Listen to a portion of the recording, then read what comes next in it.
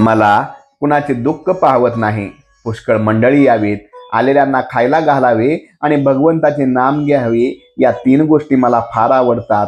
त्या जो करील त्याच्या हयातीत त्याला कधीही कमी पडणार नाही।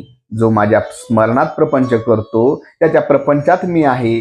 माझ्या माणसांचे प्रपंचात हेळसांड केलेली मला आवडायची नाही। उलट इतरांच्या पेक्षा त्याने जास्त दक्षता दाखवली पाहिजे।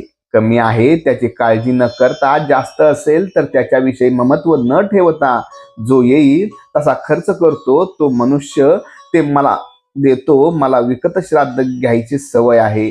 मला स्वतःला प्रपंच करता आला नाही, पण दुसऱ्याला मात्र चांगला करता येतो। माझ्याजवळ एकही पैसा नव्हता आणि खाणारी माणसे पुष्कळ होती, पण मी कधीही काळजी केली नाही। मी आजपर्यंत पैशासाठी कुणापुढे जीभ विटाळली नाही।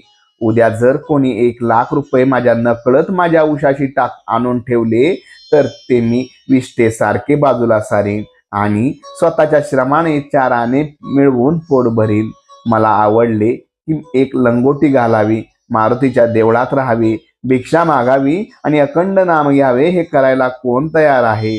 मी आपला नामाचा हट्ट कधी सोडला नाही। मी जरी जास्त गरिबांचाच आहे तरी मला प्रपंचात कधी दैन्यपणा आवडत नाही। दुसऱ्याकरता निस्वार्थीपणाने भीक मागण्याची मला कधीच लाज वाटली नाही।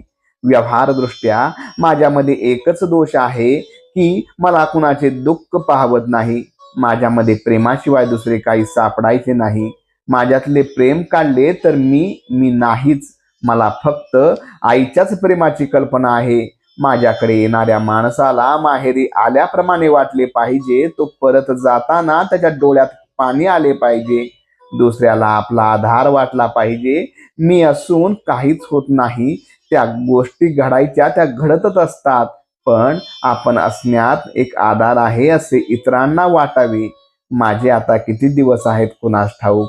मी पुढे कसा असो अथवा नसो, जे मी सुरुवातीला सांगितले तेच मी शेवटीही सांगतो। तुम्ही कसेही असा, पण भगवंताच्या नामाला सोडू नका। रामरायाने तुम्हा सर्वांवर कृपा करावी ही माझी त्याला प्रार्थना आहे। तुम्ही माझ्यासाठी इतक्या आपलेपणाने कष्ट करता याची जाणीव मला आहे। त्या कष्टाचा मोबदला रामराया तुम्हाला देईल। तुम्ही सर्वजण आनंदात राहा, हा माझ्या तुम्हा सर्वांना आशीर्वाद आहे।